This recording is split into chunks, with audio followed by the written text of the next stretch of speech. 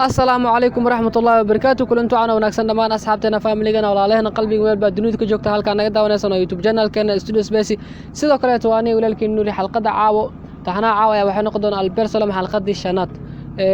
taxanaan ayaa hore noo dhaafay sida hore idinku sheegay af Soomaaliga xalqad tawanaad ay maraya anagana 5 ayaan soo mareynaa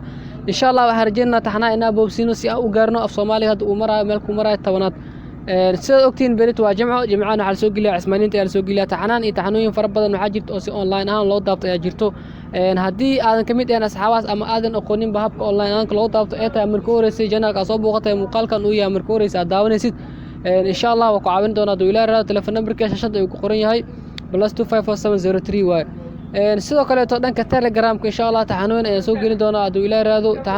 in badan waa ka maqnaa Telegramka هذا وقت صلاة ونسيو كله هذا حوا بوقا مخلصان مران لقنسان صوبته استوديو مجو ومد يرسنا إن مقال دو أنسوق اليوم مركز أو كذا سواساس